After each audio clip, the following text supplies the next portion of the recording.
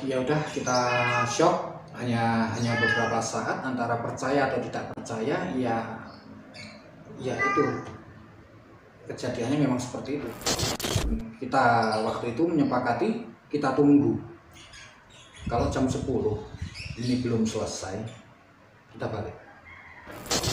Kita di pos 5, tapi waktu itu kita nggak sadar. Mungkin nanti fotonya bisa disertakan ya kan. Tapi gini, itu ada uniknya juga.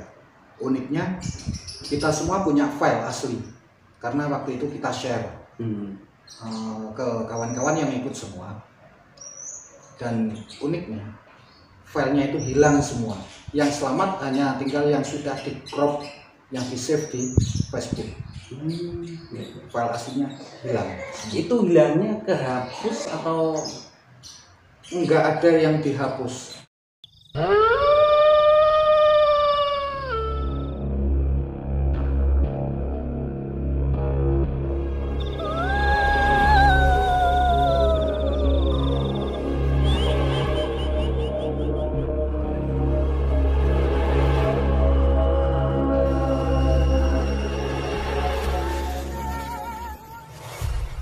Assalamualaikum warahmatullahi wabarakatuh. Bertemu kembali dengan Kang Zi. Ya, masih dengan kisah-kisah seputaran pendakian gunung. Kali ini saya bersama narasumber. Beliau adalah salah seorang pendaki yang pernah melakukan pendakian ke Gunung Slamet kurang lebih sekitar tahun 2016 yang lalu. Ya, selamat siang Mas. Ya, selamat Gimana siang. kabarnya? Alhamdulillah baik. Sehat. Ya, jadi beliau ini adalah salah seorang pendaki yang punya cerita horor yang dia alami di Gunung Slamet pada saat melakukan pendakian ke sana.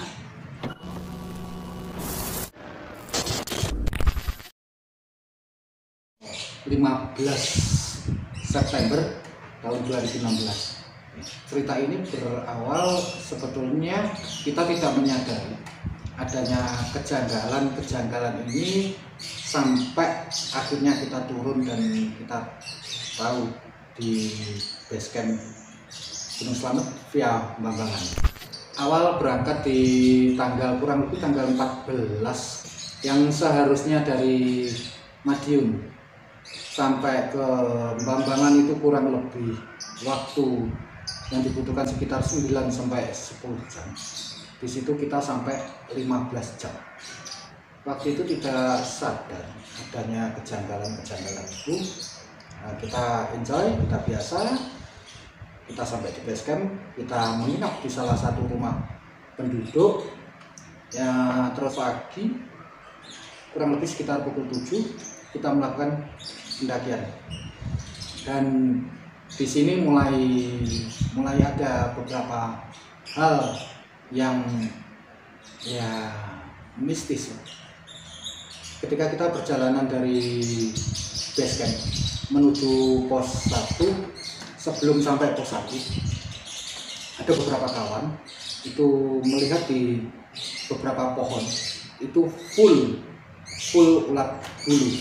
Itu hanya beberapa kawan saja, tidak semuanya yang melihat. Sebentar, itu saat itu melakukan pendakian jumlahnya berapa orang? Kita ber-14, kita rombongan besar waktu itu. Terus kita jalan sampai pos 1, kita nyampe ke pos 2 kurang lebih pukul setengah 2 karena kita benar-benar santai waktu itu.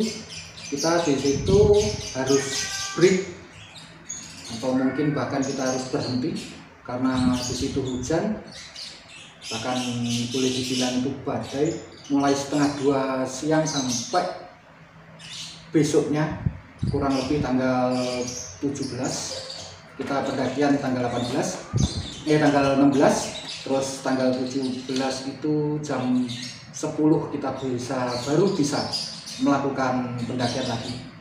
Dan di pos 2 ini Mas, ini ada hal yang apa ya, yang nggak masuk di akal. Itu kurang lebih kita buka camp di pos 2 yang seharusnya tidak boleh di situ. Informasi dari beberapa penduduk di situ memang tidak boleh untuk ngecamp.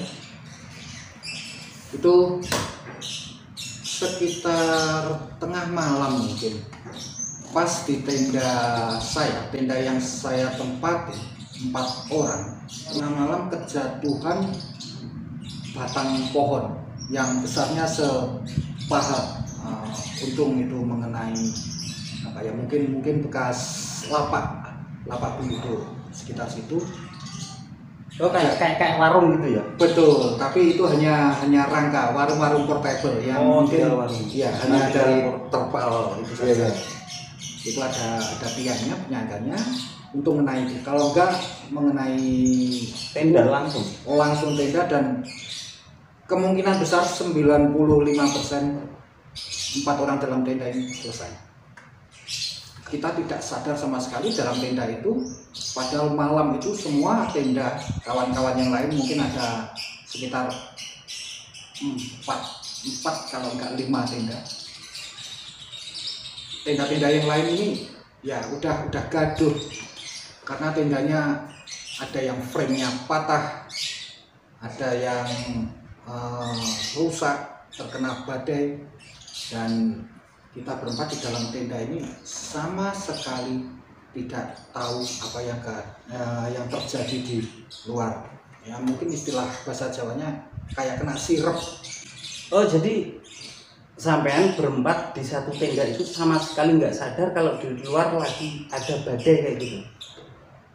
Yang tahunya kita ya hanya hujan, dan kita ya udah capek, kita tidur. Iya, tidur udah. Ketika kita bangun baru di situ kawan-kawan ya seperti itu. Ngomong kalau kemarin terjadi badai dan kita berempat dibangunkan, nggak ada yang bangun sama sekali. Bahkan ketika kita dibilangin ada batang pohon yang mungkin ketinggian sekitar 8 sampai 9 meter ini, salah satu batangnya itu jatuh. Ini seukuran paha orang dewasa, paha gede. Jadi pas batang itu jatuh, sampean sendiri juga nggak bangun saat itu? Saya tidak tahu, tahunya pagi hari, kurang lebih jam 7. Ya udah, kita shock, hanya beberapa saat antara percaya atau tidak percaya. Ya itu kejadiannya memang seperti itu, dan kita waktu itu kita langsung prepare, karena mau nggak mau kita harus memutuskan kita lanjut atau balik. Dan kita waktu itu menyepakati kita tunggu, kalau jam 10 ini belum selesai kita balik, kalau jam 10 sudah selesai kita lanjut. Dan alhamdulillahnya sekitar jam 9 pagi hujan sudah mulai reda, hanya gerimis tipis. Kita packing, kita prepare untuk lakukan perjalanan, dan alhamdulillah perjalanan selama mulai dari pos 2 sampai pos 5 ini aman, tidak ada apa-apa. Terus ada kejadian lagi, kita di pos 5, tapi waktu itu kita nggak sadar. Mungkin nanti fotonya bisa disertakan ya kan sih. Oh, ada dokumentasinya. Tapi gini, itu ada uniknya juga. Uniknya kita semua punya file asli, karena waktu itu kita share ke kawan-kawan yang ikut semua. Dan uniknya filenya itu hilang semua. Yang selamat hanya tinggal yang sudah di crop, yang di save di Facebook. File aslinya hilang. Itu hilangnya kehapus atau enggak? Ada yang dihapus, hanya file 2 foto itu, yang lain enggak. Sampai di pos 5 kurang lebih kita jam 4 sore. Kita di situ kita buka tenda, kebetulan kita buka di jalur sebelah pinggir yang mau turun ke arah sungai. Kita buka tenda di situ, ya seperti biasa kita masak. Dan ini ada terjadi di malam hari ketika selfie bertiga, saya dengan 2 orang kawan diajak selfie. Yang uniknya ketika kita bertiga, hasil foto menjadi 4. Terus kita selfie lagi, ada 2 kawan lagi gabung, dan ini pun juga nambah lagi dengan penampakan yang berbeda. Itu maksudnya tambah 1 orang di luar anggota gitu. Betul, dan kita tidak kenal, dan ya itu setelah kita tanyakan, kita cari informasi. Informasinya yang pertama itu ketika kita bertiga menjadi 4 orang itu informasinya pendaki yang hilang tahun 2009. Terus yang kedua, mohon maaf, itu mungkin karena sampai sekarang masih banyak spekulasi, dimungkinkan itu mungkin salah satu panglima, dalam tanda itu panglimanya situ yang mungkin merasa terganggu dengan keberadaan kami. Yang jelas malam itu kita tidak menyadari adanya keganjilan itu, yang baru kita sadari ketika kita sudah turun, kita sampai base camp. Oke, kita lanjut saja cerita. Terus kita pagi pada subuh kita jalan lagi menuju puncak. Alhamdulillah semua lancar, semua asik. Hanya ada 1 kawan yang waktu menuju puncak dia minta nggak ikut melanjut, dia stay di pos 7. Ya mungkin karena badannya lumayan bongsor, Capek ya kemungkinan kecapean. Dan kita ketika turun balik lagi menghampiri kawan yang stay di pos 7, kita sempat ambil beberapa foto, dan di situ ada keganjilan lagi di fotonya itu. Betul, salah satu kawan kayak ada semacam bayangan di depannya, jadi fotonya ngeblur sendiri, sementara yang lain bersih semua. Oh, jadi gini, foto bareng Ya. yang ngeblur cuma satu orang saja. 1 orang saja. Terus kita turun sampai pos 5 sekitar duhur, mungkin sekitar jam 2 ya, jam 3-an kita cabut, kita turun. Di situ formasi ini memang kita pecah karena ada 2 orang kawan yang agak nggak enak, dan harus kita bawakan tasnya, jadi kita pecah jadi 2, 7 dengan jarak kita tidak lebih dari 10 menit perjalanan. Kenapa kita ngambil 10 menit? Karena 10 menit menurut kami itu batas maksimal aman. Karena kalau di atas itu kemungkinan kalau ada terjadi sesuatu dengan kawan kita sudah tidak bisa melacak lagi keberadaan. Ya, terus akhirnya kita turun, rombongan saya kebetulan di rombongan yang depan dengan beberapa kawan. Kita ketemu maghrib nyampe di pos payung. Di pos payung itu mungkin itu semacam lapak penduduk sekitar, mungkin untuk jualan karena waktu itu keadaan kosong, atau mungkin bukan hari pendakian.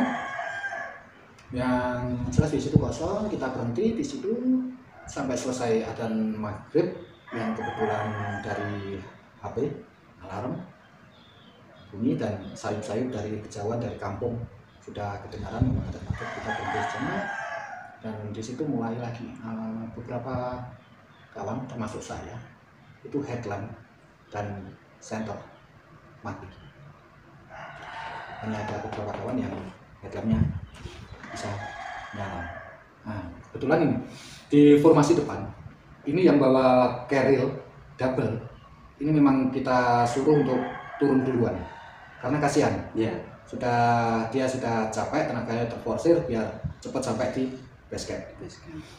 Dan kita jalan habis maghrib itu ini satu persatu gantian.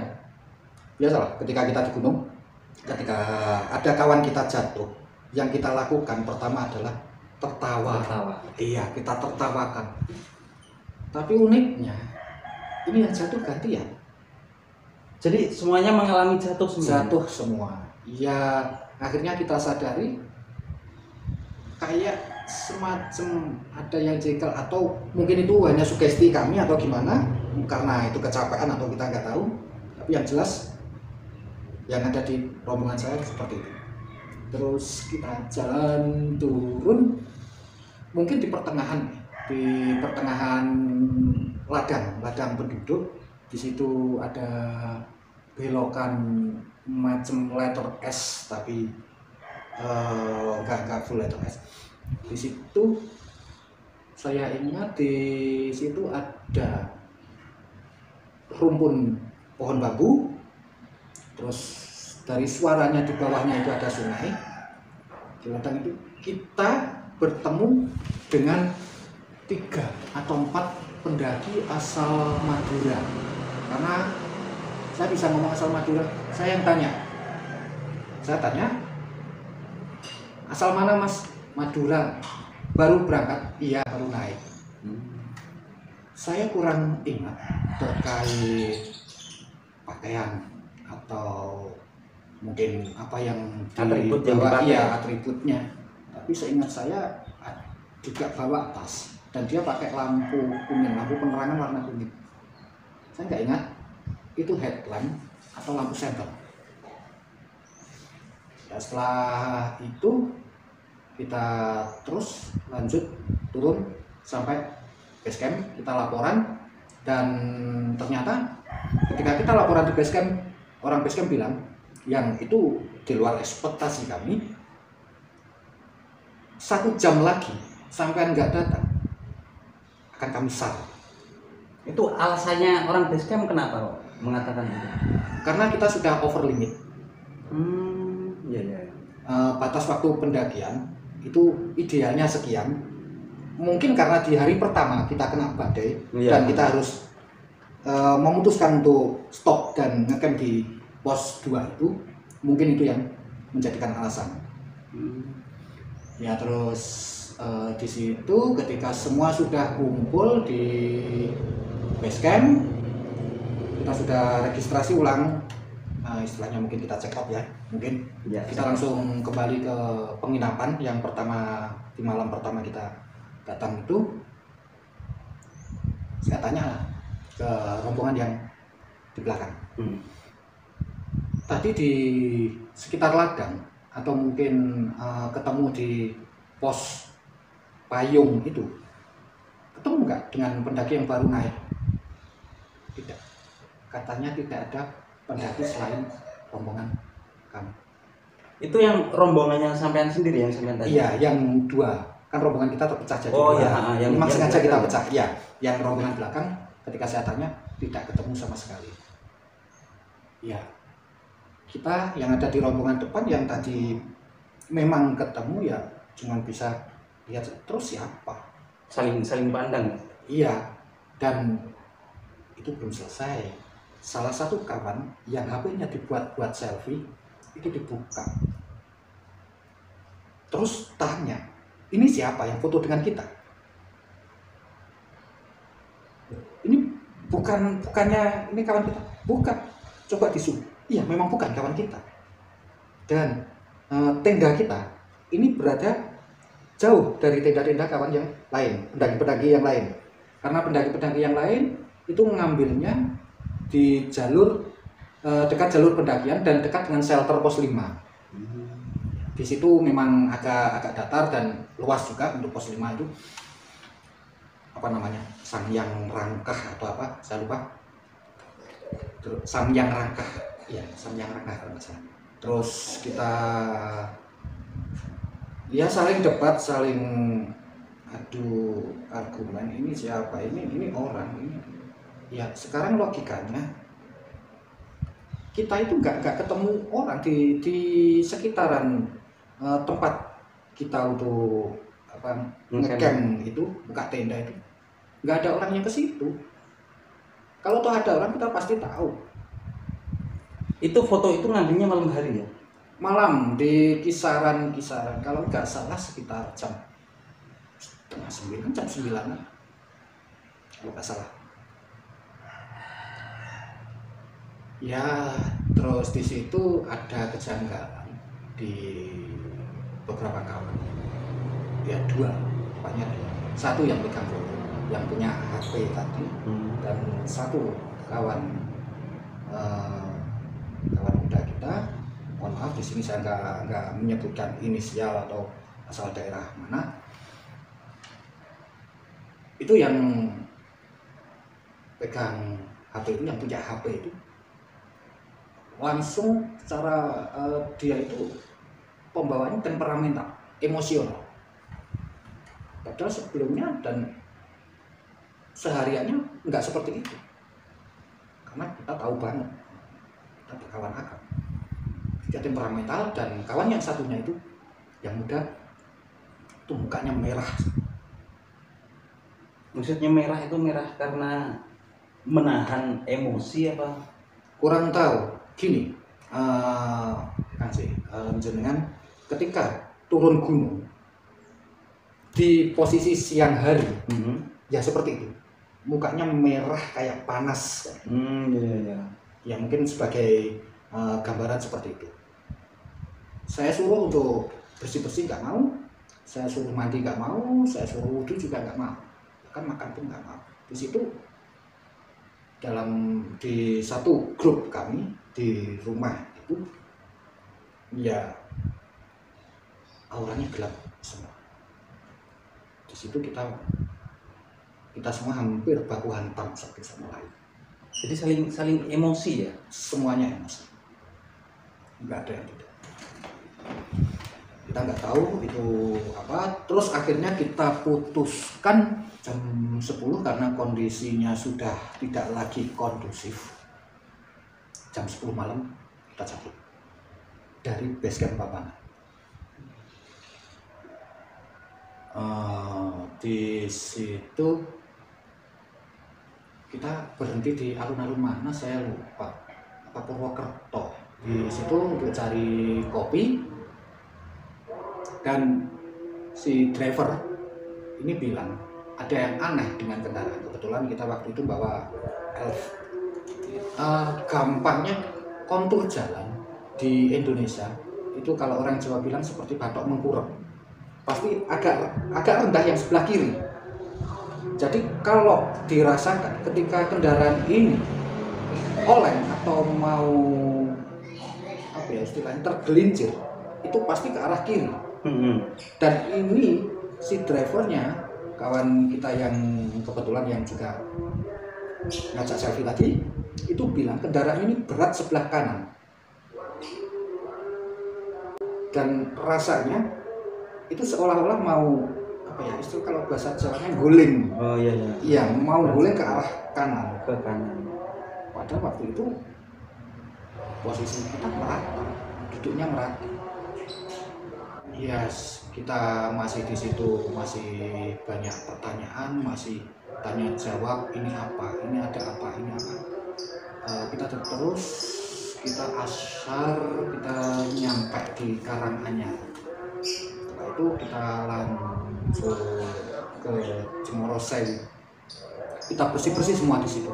Kita berharap sesuatu itu, apapun itu, iya, apapun itu, sesuatu itu yang dalam tanda kutip meneror kami selesai. Dan kita waktu itu punya sugesti, Lawu adalah gunung tua di Jawa. Ya. Mungkin apapun itu dia akan balik ketika kita sudah mampir di Lawu dan kita bersih-bersih di Lawu. Kemudian untuk penyebab motor yang terasa ketarik ke kanan berat sebelah kanan itu tadi berarti tidak tahu penyebabnya apa ya? Tidak. Masih itu sampai kita balik ke lokasi titik turun kita, itu masih seperti itu rasanya. Terus apakah ini selesai? Ceritanya belum. Kita rokok dulu.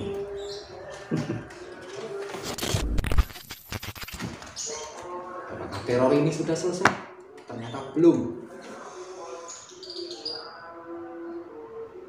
2 hari berselang setelah kita turun dari Slamet itu Gunung Slamet, beberapa kawan sempat WhatsApp, ada yang telepon bahwasanya mereka mengalami teror. Itu udah di rumah posisi? Ada yang rumahnya diketuk-ketuk. Langsung beribu. Ya, ada yang rumahnya diketuk-ketuk, ada yang merasa, ada yang mengawasi, mengganggu terus, ada yang dijaili, dan bahkan untuk saya sendiri ketika itu saya sudah merasa tidak nyaman karena saya punya anak kecil waktu itu, anak saya usia 3 tahun. Saya takut ada sesuatu. Saya datang ke kiai, saya coba konsultasi, saya bawa fotonya, saya tunjukkan. Untuk foto yang pertama itu anak muda dengan style pendaki gunung pakai jaket parasit warna biru kombinasi abu atau apa, nggak salah itu kiai itu cuman bilang ya data saja, oke, mungkin ya. Subhanallah. Ketika foto yang kedua yang saya tunjukkan, itu fotonya orang setengah bayar. Kalau foto aslinya itu jelas terlihat, bahkan sampai pori-porinya juga terlihat, pori-pori muka itu gigi 3. Giginya 3 di depan sih. Mungkin kayak film Predator. Giginya panjang. Kelihatan giginya panjang keluar di depan. Kalau badannya kelihatan? Badannya sebagian kelihatan. Ya, tapi ada dokumentasi fotonya ya? Ada nanti bisa ditampilkan. Mohon maaf untuk file aslinya hilang, itu dokumentasi yang bisa terselamatkan karena sudah di-save di Facebook. Iya. Dan itu sudah di-crop. Terus di situ ketika foto kedua saya tunjukkan, nada atau intonasi suara dari kiai tersebut semakin keras. Subhanallah, sampai ngamalkan apa? Itu kesampaian? Iya, karena saya konsultasi. Iya. Saya tidak mengamalkan apa-apa dan saya tidak mempunyai amalan apa-apa karena saya merasa tidak punya, dan saya juga tidak, kecuali memang saya punya kebiasaan. Ketika saya mau kemanapun, saya selalu membaca ayat kursi yang fadilahnya di situ. Ya, saya berharap ada perlindungan dari Gusti Allah. Ya. Nah, ternyata saya salah.